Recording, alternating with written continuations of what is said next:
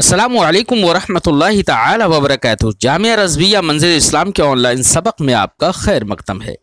پیارے بچوں، ہم شروع کرتے ہیں کافیت النحو کا چوتھا سبق۔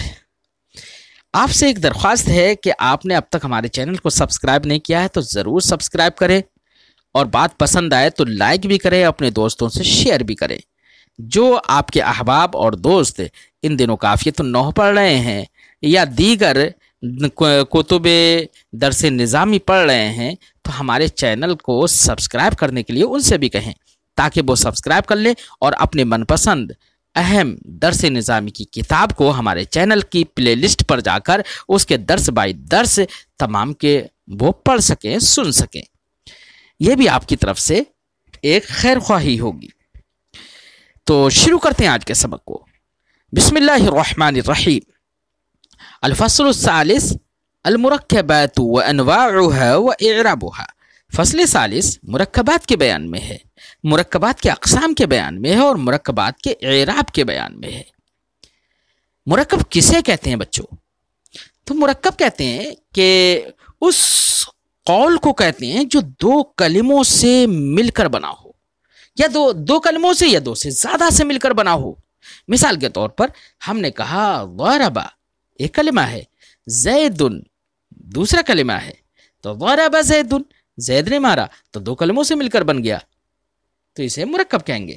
تو یہ بھی مرکب ہے، یہ بھی جملہ ہے، لیکن یہاں پر گفتگو ایسے مرکب کی چلے گی کہ جہاں پر دو جملے مل جائیں۔ اب دو جملوں کو ملا دیا گیا ہو تو وہ کئی قسم کے جملے ہوتے ہیں، ترکیب کئی قسم کی ہو جاتی ہے بچوں۔ کبھی ترکیب اضافی ہو جاتی ہے، کبھی ترکیب وصفی ہو جاتی ہے، کبھی ترکیب اسنادی ہو جاتی ہے، کبھی ترکیب بدلی ہو جاتی ہے، کبھی ترکیب بیانی ہو جاتی ہے۔ مختلف قسم کی ترکیبیں ہوتی ہیں، اس لیے صاحب کتاب دو ترکیب کی پہلے تعریف کریں گے، مرکب کی تعریف کریں گے کہ مرکب اس قول کو کہیں گے جو دو کلمہ یا دو سے زیادہ سے جوڑ کر بنا ہو، یعنی ترکیب ہوئی ہو دو یا دو سے زیادہ سے، اور یہ دو یا دو سے زیادہ سے ترکیب کسی نہ کسی فائدے کے تحت کی جاتی ہے۔ کس کی وجہ سے؟ کسی نہ کسی فائدے کے تحت کی جاتی ہے۔ اب وہ فائدہ میں عموم ہے، خواہ فائدہ تامہ ہو یا فائدہ ناقصہ ہو۔ تو کبھی ترکیب اس طور سے ہوتی ہے کہ اس سے فائدہ تامہ حاصل ہو جاتا ہے، جیسے ضرب زید، فائدہ تامہ حاصل ہو گیا۔ کیوں؟ اس لیے کہ مسند اور مسند الیہ دونوں موجود ہو گئے، تو مخاطب کو فائدہ تامہ ہو جاتا ہے یہاں پر۔ اور کبھی فائدہ تامہ نہیں بھی ہوتا ہے، اس طور سے ترکیب ہوتی ہے، جیسے کہ ترکیب اضافی یا ترکیب وصفی وغیرہ میں۔ ہم نے کہا غلام زید، زید کا غلام، تو اب زید کا غلام ترکیب تو ہو گئی، دو جملوں سے مل کر، تو دو کلموں سے مل کر تو یہ بن گیا، لیکن اس سے اب مخاطب کو فائدہ تامہ حاصل نہیں ہو پایا، اس کو ابھی بھی اس بات کا انتظار رہا کہ غلام و زیدن، اگر یہ مبتدا ہے تو اس کی خبر آنا چاہیے، اگر یہ فاعل ہے تو اس کا فعل آنا چاہیے۔ بات سمجھ آئی؟ اگر یہ مسند الیہ ہے تو اس کا مسند ہونا چاہیے، اور اگر یہ مسند ہے تو اس کا مسند الیہ ہونا چاہیے۔ بات سمجھ آئی بچوں؟ اس چیز کی خبر، اس چیز کا انتظار رہ جاتا ہے، اس لیے مخاطب کو یہاں پر فائدہ تامہ نہیں ہوا۔ تو جیسے ترکیب اضافی میں نہیں ہوا، ویسے ترکیب وصفی میں بھی نہیں ہوتا ہے۔ مثال کے طور پر جیسے ہم نے کہا الرجل العالم، عالم مرد، تو عالم مرد کیا عالم مرد؟ اگر اس کو مسند الیہ بنا دیں گے تو اس کی خبر یعنی مسند کی ضرورت رہے گی، اور اگر اسے مسند بنا دیں گے تو اس کے مسند الیہ کی ضرورت رہے گی۔ مخاطب کو فائدہ تامہ نہیں ہو رہا ہے، مخاطب کو انتظار رہ رہا ہے کسی نہ کسی مسند یا مسند الیہ کا۔ بات سمجھ آئی بچوں؟ تو اسی طریقے سے دو یا دو سے زیادہ کلموں سے مل کر مرکب ہو جائے جو قول، اسی قول کو مرکب کہتے ہیں، اور وہ ترکیب چاہے اس سے فائدہ تامہ حاصل ہو یا فائدہ تامہ حاصل نہ ہو۔ اگر فائدہ تامہ حاصل ہوتا ہے تو اس کو مرکب تام کہہ دیں گے، اور اگر فائدہ تامہ حاصل نہیں ہوتا ہے تو اس کو مرکب ناقص کہہ دیں گے۔ پھر اس کے اقسام صاحب کتاب بیان کریں گے۔ فرماتے ہیں المرکب قول مؤلف من کلمتین، مرکب ایسا قول ہے جو مرکب ہو، مؤلف ہو، मिन कलिमतैन जो जुड़ा हुआ हो, दो कलमों से मिलकर बना हो, और अक्सरा या दो से ज्यादा से, लिफायदतिन किसी न किसी फायदे के तहत, सवाउन अकानत अल-फायदतु ताम्मतन, ख्वाह वो फायदा ताम्मा हो, उसकी तरकीब से फायदा ताम्मा हासिल हो जाए। मिसाल के तौर पर नजात फी सिद्क़, नजात सिद्क़ में है, सच बोलने में है। और नाक़िसतन, यहाँ तक जैसे मुखातब, जैसे यहाँ पर मुतकल्लिम बोलकर खामोश होगा, मुखातब को फ़ायदा ताम्मा हासिल हो जाएगा, उसको खबर या तलब मालूम हो जाएगी कि नजात सिद्क़ में है। और नाक़िसतन, या फ़ायदा नाक़िसा हो, यानी मुखातब को, जैसे मुतकल्लिम बोलकर खामोश होगा तो मुखातब को फ़ायदा तो होगा, कुछ तो मालूम होगा, लेकिन मुखातब को फ़ायदा नाक़िसा होगा कि उसको अभी भी खबर और तलब का इंतज़ार रहेगा। मिसाल के तौर पर हमने कहा नूर शम्स, सूरज की रोशनी, अल इंसानियतुल फादिला, फजीलत वाली इंसानियत। तो दोनों देखो मुरक्कब, नूर शम्स में भी दो लफ्ज, दो कलमों से मिलकर जुड़ा है, मुजाफिले से, लेकिन नूर शम्स सूरज की रोशनी, यहाँ पर खबर वगैरह या किसी न किसी का इंतजार रहेगा उसको। तो मुखातब को फायदा तो इतना तो मालूम हुआ सूरज की रोशनी, लेकिन सूरज की रोशनी फैली हुई है, कैसी है, मांद है, हल्की है, कैसी है, तो खबर कुछ मालूम नहीं हो पाई। बात समझ आई बच्चों? इसलिए इसको मुखातब को फ़ायदा तो हुआ लेकिन नाक़िसा। ऐसे अल इंसानियतुल फादिला मौसूफ सिफत की तरकीब है ये। तो इस फजीलत वाली इंसानियत, तो फजीलत वाली इंसानियत अच्छी होती है, बुरी होती है, कैसी होती है, ये पता नहीं चल पाया। बात समझ आई बच्चों? इन तुत्क़िन अमलक, अगर तू अपने काम को मजबूत बनाएगा, मुहकम बनाएगा, तो अब मुहकम बनाएगा तो क्या होगा ये नहीं पता चल पाया, है ना। इसलिए मुखातब को फायदा तो यहां पर हुआ लेकिन फायदा नाक़िसा हुआ। लिहाजा कहीं पर फायदा ताम्मा होता है, कहीं पर फायदा नाक़िसा होता है। इसी के लिहाज से मुरक्कब की चंद किस्में हो जाएंगी। फरमाते हैं वल मुरक्कबु सित्ततु अनवा, मुरक्कब की 6 किस्में हो जाती हैं। एक मुरक्कब इस्नादी, एक मुरक्कब इज़ाफ़ी, एक मुरक्कब बयानी, एक मुरक्कब अतफ़ी, एक मुरक्कब मज़जिज और एक मुरक्कब अददी। ये 6 किस्में हो जाती हैं मुरक्कब की। मुरक्कब इस्नादी किसे कहते हैं? तो जाहिर बात है मुरक्कब इस्नादी तो उस मुरक्कब को कहेंगे कि जहां जिस तरकीब के अंदर इस्नाद हो। क्या हो? इस्नाद हो। इस्नाद कहते किसे? निस्बत अमरिन इला अमरिन आखर, एक अमर की दूसरे की तरफ निस्बत कर देना। बिहैसु तुफीदुल मुखातबा फायदतन ताम्मा, इस तौर से कि वो निस्बत मुखातब को फायदा ताम्मा दे। या दूसरे लफ्जों में, साहिब किताब के लफ्जों में हम ये कहें कि जहां जिस तरकीब में एक शय का दूसरी शय पर हुक्म लगा दिया जाता है, एक शय का सबूत दूसरी शय के लिए कर दिया जाता है, या एक शय की नफी दूसरी शय से कर दी जाती है, तो उसको कहते हैं इस्नाद। तो एक शय का दूसरी शय पर हुक्म लगा देने का नाम है इस्नाद। मिसाल के तौर पर हमने कहा ज़ुहैरुन बिल, जैसे हमने ज़ुहैर पर इज्तिहाद यानी मेहनत का हुक्म लगाया और हमने कहा ज़ुहैरुन मुज्तहिदुन, ज़ुहैर मेहनती है, तो यहाँ पर इज्तिहाद का हुक्म ज़ुहैर पर लगा दिया। तो एक शय का हुक्म दूसरी शय पर लगा दिया, तो जिस पर हुक्म लगाया जा रहा है उसको मुस्नद इले कहेंगे, और जिसका हुक्म लगाया जा रहा है उसको मुस्नद बिही कहते हैं। और इन मुस्नद इले और मुस्नद बिही के दरमियान जो हुक्म लगाना समझ में आ रहा है, जो इर्तिबात समझ में आ रहा है, उसी का नाम है इस्नाद। इसी को दूसरे लफ्जों में नहवीयीन कहते हैं कि इस्नाद कहते हैं निस्बत अमरिन इला अमरिन आखर, एक अमर की निस्बत दूसरे अमर की तरफ इस तौर से कर दी जाए कि तुफीदुल मुखातबा फायदतन ताम्मा, कि वो मुखातब को फायदा ताम्मा दे। तो इस्नाद जहां पर होगी, जो मुरक्कब इस्नादी होगा वो मुरक्कब ताम कहलाता है, क्योंकि मुखातब को उससे फायदा ताम्मा हासिल हो जाता है।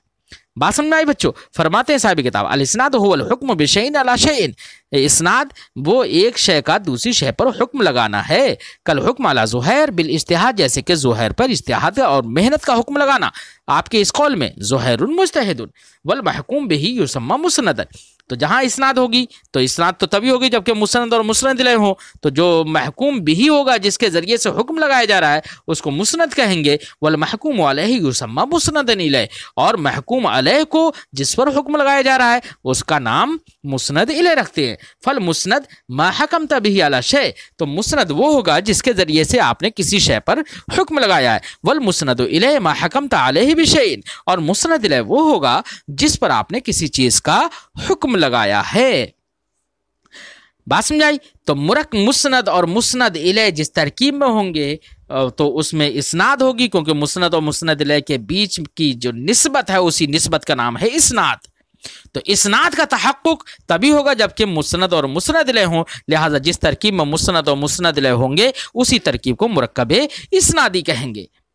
اب مرکب اسنادی کی تعریف کیا ہوگی صاف لفظوں میں؟ فرماتے ہیں صاحب کتاب والمرکب الاسنادی، اور مرکب اسنادی ما تألف من مسند و مسند الیہ، وہ مرکب اسنادی وہ مرکب ہے جو مسند اور مسند الیہ سے مل کر بنا ہو، جڑ کر بنا ہو. جیسے الحلم زین، حلم و بردباری خوبی ہے، وَيُفْلِحُ الْمُجْتَهِدُ، اور مجتہد محنتی آدمی، محنتی شخص کامیاب ہوتا ہے. تو یہاں پر الحلم زین جملہ اسمیہ ہے، مسند الیہ الحلم ہے اور زین مسند بھی ہے. وَيُفْلِحُ الْمُجْتَهِدُ میں یہ جملہ فعلیہ ہے، یفلح مسند ہے، المجتہد مسند الیہ ہے. مسند اور مسند الیہ سے مل کر بن گیا تو یہ مرکب اسنادی کے جملے. وَيُسَمَّى جُمْلَةً أَيْضًا، اس مرکب اسنادی کو جملہ بھی کہتے ہیں. کیا کہتے ہیں بچوں؟ جملہ بھی کہتے ہیں، کیونکہ جملہ نام کس کا ہے؟ دو کلموں سے مل کر بن جانا، مسند و مسند الیہ سے مل کر بن جانا، اسی کا نام جملہ بھی ہے. تو اس کا نام مرکب اسنادی کا نام جملہ بھی رکھتے ہیں. الکلام هو الجملۃ المفیدہ. اب جملہ اور کلام کے درمیان تھوڑا سا فرق بیان کر رہے ہیں. ویسے کلمہ وہ جملہ اور کلام کے درمیان کچھ لوگوں نے تو یہ کہا ہے کہ ترادف کی نسبت ہے، یعنی دونوں کے درمیان تساوی کی نسبت ہے. جو جملہ ہوگا وہ کلام ہوگا، جو کلام ہوگا وہ جملہ ہوگا. کچھ لوگوں نے یہ بھی کہا ہے. کچھ لوگوں نے یہ کہا ہے کہ جملہ عام ہے اور کلام خاص ہے، یعنی جہاں جس جملے کے اندر نسبت تو ہوتی ہی ہے مسند و مسند الیہ کے درمیان، اگر وہ نسبت مقصود ہو جائے تو مقصود اگر وہ نسبت ہو جائے تو اس کا نام ہے کلام، اور اگر مقصود نہ ہو تو وہ جملہ ہے. تو جملہ اگر مقصود ہو جائے تب بھی وہ جملہ ہے، مقصود نہ ہو تب بھی جملہ ہے. لیکن اگر مقصود ہو جاتا ہے تو اس کا نام کلام رکھ دیتے ہیں. تو کلام کو خاص مان لیا ہے جملے سے، جملے کو عام مانا ہے. کچھ لوگوں نے یہ کہا ہے. صاحب کتاب یہاں پر جو فرق بیان کر رہے ہیں وہ فرق یہ ہے کہ جملہ، اگر جملہ مفیدہ، کسے؟ جملہ مفیدہ جس کا معنی تام ہو اور وہ تنے تنہا وہی جملہ اپنے معنی تام کو بتانے میں کافی ہو تو اس کا نام ہے کلام. اور اگر تنے تنہا ایک جملہ اپنے معنی تام کو بتانے میں کافی نہ ہو بلکہ دوسرے جملے کو بھی جوڑنے کی ضرورت پڑ جاتی ہو تو ایسے صورت میں وہ جملہ تو ہوگا لیکن کلام نہیں ہوگا. تو کلام نام ہے اس جملہ مفیدہ کا جو کہ مخاطب کو فائدہ تامہ دے اور فائدہ تامہ دینے میں بے نفس ہی وہ کافی ہو. فرماتے ہیں الکلام هو الجملۃ المفیدہ معنی تاما مکتفیا بنفسی. کلام وہ جملہ مفیدہ ہے، وہ جملہ ہے جو معنی تام کا افادہ کرے اور معنی تام کے افادہ کرنے میں بے نفس ہی وہ کافی ہو. مثال جیسے رأس الحکمت مخافت اللہ، اصل حکمت اللہ کا خوف ہے. تو رأس الحکمت مخافت اللہ یہ پورا جملہ مفیدہ ہے، مخاطب کو فائدہ تامہ حاصل ہو جاتا ہے، اور یہ جملہ کسی دوسرے جملے کو اب جوڑنے کی ضرورت نہیں ہے اس جملے کے ساتھ، بلکہ یہ بے نفس ہی کافی ہے معنی تامہ کے افادہ کرنے میں. وفاز المتقون، اور تقوی شعار لوگ کامیاب ہوئے.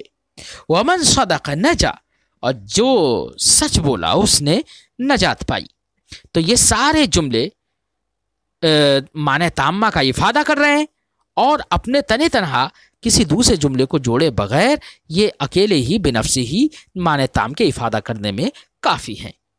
فَإِن لَمْ تُفِدْ الْجُمْلَةُ مَعْنًى تَامًّا مُكْتَفِيًا بِنَفْسِهِ، تو اگر جملہ معنی تام کا افادہ نہ کرے اس طور سے کہ وہ بے نفس ہی کافی ہو افادہ کرنے میں، فلا تسمى کلاما، تو اس کا نام کلام نہیں رکھیں گے. جملہ تو رکھیں گے لیکن کلام نہیں رکھیں گے. مثال کے طور پر تجتہد فی عملک، اگر تو اپنے کام میں محنت کرے گا. ان تجتہد فی عمل کا، دیکھو جملہ تو ہے لیکن یہی جملہ تنے تنہا کافی نہیں ہے، بنفس ہی کافی نہیں ہے معنی تامہ کے افادہ کرنے میں، بلکہ اب یہ اس کو جزا کی ضرورت ہے، جواب شرط کی ضرورت ہے، تب یہ افادہ کرے گا. تو جواب شرط جو ہوگا وہ بھی ایک جملہ ہوگا. تو بے نفس ہی معنی تام کی افادہ کرنے میں یہ کافی نہیں ہو پایا، اس لیے اس کو جملہ تو کہیں گے لیکن کلام نہیں کہیں گے. فرماتے فہذہ الجملۃ ناقصہ، ناقصۃ الافادہ، تو یہ جملہ ناقصۃ الافادہ ہے، افادہ کرنے میں ابھی ناقص ہے. کیوں؟ لأن جواب شرط فیہا غیر مذکور، کیونکہ اس کے اندر جواب شرط مذکور نہیں ہے، وغیر معلوم، اور وہ معلوم بھی نہیں ہے. فلا تسمى کلاما، تو اب اس کا نام کلام نہیں رکھیں گے. فإن ذکرت الجواب، تو اگر آپ اس کا جواب شرط بھی ذکر کر دیں، فقلتا، تو آپ کہیں گے جواب شرط کو ذکر کرتے ہوئے آپ کہیں گے کیا؟ ان تجتہد فی عملک تنجح، اگر تو اپنے کام میں محنت کرے گا تو یہ کامیابی مل جائے گی. سارا کلامن، تو اب یہ معنی تامہ کی افادہ کرنے میں بے نفسی اب تام ہو گیا، اب پورا جملہ مل ملا کر تام ہو گیا. سارا کلامن، تو اب یہ کلام ہو جائے گا، اب یہ جملہ صرف نہیں رہے گا. تو مرکب کی کئی قسمیں تھی، ایک مرکب اسنادی، مرکب اسنادی کی مرکب اسنادی کا بیان کر دیا. اگلا مرکب بیان کر رہے ہیں المرکب الاضافی. مرکب اضافی وہ جملہ ہوتا ہے کہ جو مضاف اور مضاف الیہ سے مل کر بنے، جہاں پر مضاف اور مضاف الیہ ہوں. تو ایسی ترکیب جس میں مضاف الیہ ہوں تو اس کو مرکب اضافی کہتے ہیں. فرماتے ما ترکب من المضاف والمضاف الیہ، مرکب اضافی وہ ہے جو مضاف اور مضاف الیہ سے مرکب ہو. مثال کے طور پر کتاب التلمیذ، شاگرد کی یا طالب علم کی کتاب. کتاب التلمیذ یہاں پر مضاف الیہ معرف ہے، کیا ہے؟ معرف باللام ہے. بات سمجھائی؟ ساتھ ہی ساتھ یہ اس اضافت کی مثال ہے جو اضافت لامیہ کہلاتی ہے. اصل عبارت ہے کتاب للتلمیذ، لام یہ لام کے ساتھ اضافت ہے، اضافت لامیہ کی مثال ہے. خاتم فضۃ، چاندی کی انگوٹھی، تو یہاں پر خاتم و فضۃ یہ بھی مضاف ہے، لیکن یہاں پر یہ مثال اس اضافت کی ہے جو اضافت منیہ کہلاتی ہے، یعنی مضاف الیہ کا ایک جز ہے. یہاں پر صوم النہار، دن کا روزہ، یہ بھی صوم بھی مضاف اور نہار مضاف الیہ، لیکن یہ مثال اس اضافت کی ہے جس کو اضافت ظرفیہ کہتے ہیں، یعنی جو کہ فی کی تقدیر سے ہے. اصل عبارت ہوگی صوم فی النہار. بات سمجھائی بچوں؟ خاتم و فضۃ کی اصل عبارت کیا ہوگی؟ خاتم من فضۃ. وحکم الجزء الثانی منہ انہ مجرور ابدا کما رأیت.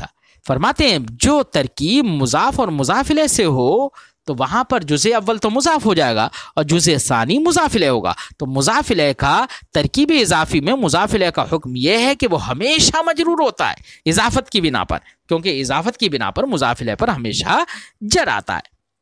کیوں جر کیوں آتا ہے؟ اس کی وجہ میں نے بتا دیا آپ کو، کیونکہ مضاف الیہ کے بیچ میں وہاں پر مضاف الیہ سے پہلے ایک حرف جر ہوتا ہے، حرف جر مقدر ہوتا ہے، یا کبھی اضافت لامیہ کے طور پر ہوتا ہے، کبھی لام میں مقدر ہوتا ہے. جیسے کتاب التلمیذ میں لام مقدر تھا، کتاب للتلمیذ تھا. خاتم و فضۃ میں من مقدر تھا، خاتم من فضۃ تھا. اور صوم النہار میں صوم فی النہار یعنی فی مقدر تھا. اور حروف جارہ جہاں پر ہو تو وہ تو جر تو آنا ہی ہے، اس لیے مضاف الیہ سے پہلے جب حرف جر ہے تو وہ ہمیشہ مجرور ہوگا مضاف الیہ. فرماتے وہ حکم الجزء ثانی، جزء ثانی کا حکم اس ترکیب کی جو من ہو یعنی مذکورہ ترکیب کی جزء ثانی کا حکم ہے انہ مجرور ابدا، کہ وہ ہمیشہ مجرور ہوگا. کما رأیت، جیسے کہ مذکورہ مثالوں میں آپ نے دیکھا. نمبر 3 المرکب البیانی. تیسری قسم ہے مرکب کی مرکب بیانی. مرکب بیانی وہ مرکب ہے جو ایسے دو کلموں سے مل کر بنا ہو جس میں سے دوسرا والا کلمہ پہلے والے کلمے کی وضاحت کرتا ہو. کیا کرتا ہو؟ پہلے والے کلمے کی معنی کی وضاحت کرتا ہو، تو اس کو مرکب بیانی کہتے ہیں. مثال کے طور پر جہاں پر بھی موصوف صفت ہو تو ترکیب وصفی اگر کہیں پر ہے تو وہاں پر صفت جو ہوتی ہے وہ موصوف کی وضاحت کرتی ہے. کہیں مؤکد اور مؤکد ہوں یعنی مؤکد اور تاکید ہو تو تاکید ہمیشہ مؤکد کی وضاحت کرے گا. بات سمجھائی بچوں؟ तो मुरक्कब बयानी में मुरक्कब वस्फी भी होगी, मुरक्कब तौकीदी भी होगी, मुरक्कब बदली भी होगी। यानी जहां पर मुबदल मिन और बदल से तरकीब हो तो वहां पर भी चूंकि बदल भी मुबदल मिन का गोया के बयान होता है, वजाहत करता है मुबदल मिन की, इसलिए वो भी मुरक्कब बयानी में आएगा। तो मुरक्कब बयानी की फिर 3 सूरतें हो जाएंगी, मुरक्कब वस्फी, मुरक्कब तौकीदी और मुरक्कब बदली।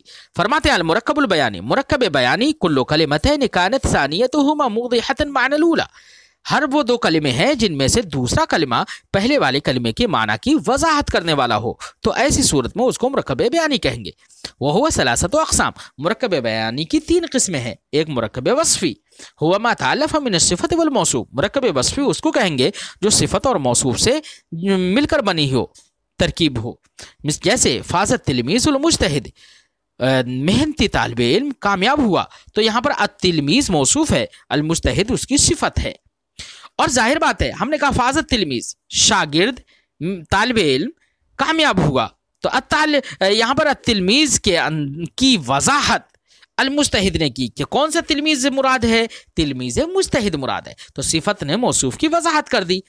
तो वजाहत कर दी तो सानी ने, कलमा सानिया ने कलमा ऊला के माना की वजाहत कर दी, इसलिए इसको ये मुरक्कब बयानी कहेंगे। मुरक्कब वस्फी मुरक्कब बयानी ही की किस्म है।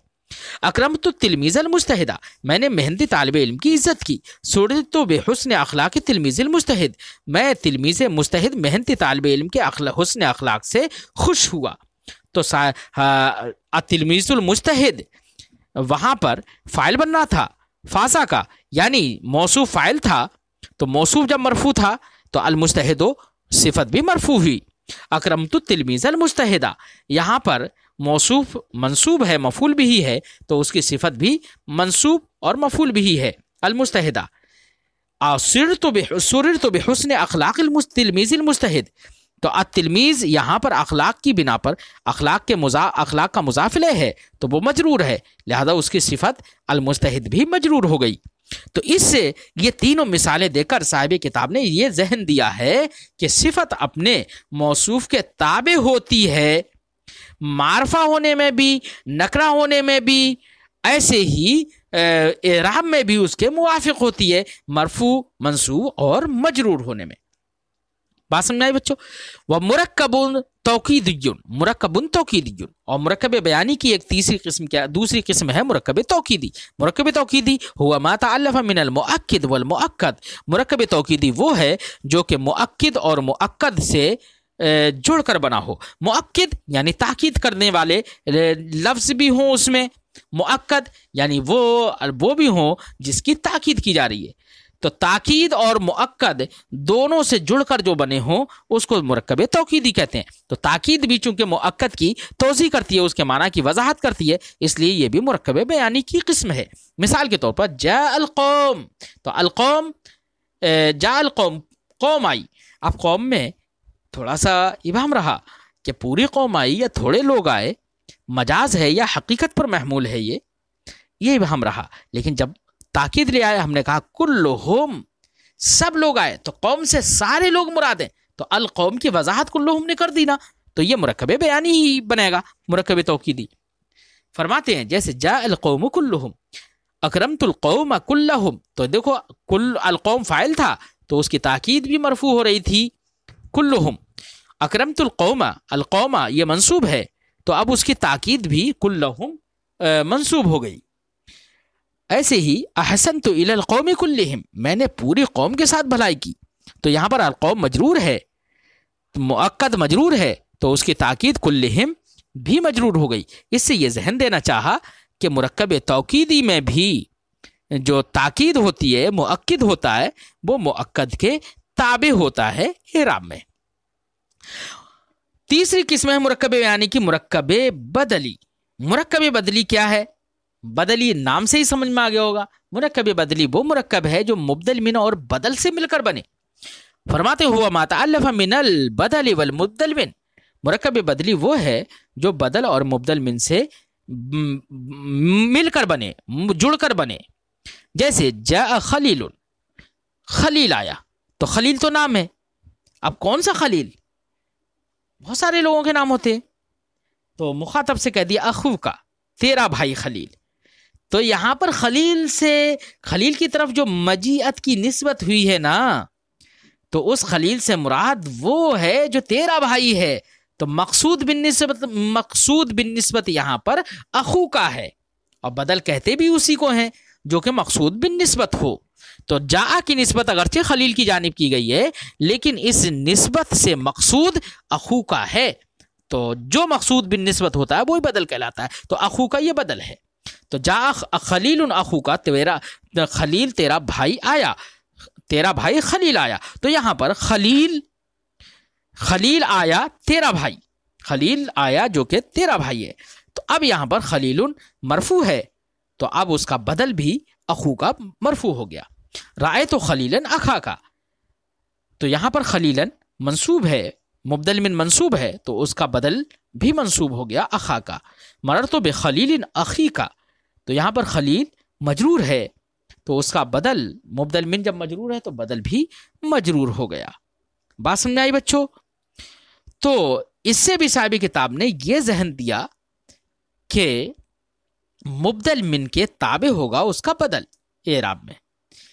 اب ان تینوں قسموں کا حکم جو ہم انفرادی طور پر ہر ایک کے ساتھ میں بیان کرتے چلے آئے ہیں، ان تینوں قسموں کا حکم صاحب کتاب بیان کر رہے ہیں اپنی لفظوں میں. فرماتے ہیں وہ حکم الجزء الثانی من المرکب البیانی، مرکب بیانی کے جزء ثانی کا حکم یہ ہے ان یتبع ما قبلہ، کہ جزء ثانی اپنے ما قبل والے جز یعنی جزء اول کے تابع ہوگا فی اعرابہ، اس کے اعراب میں.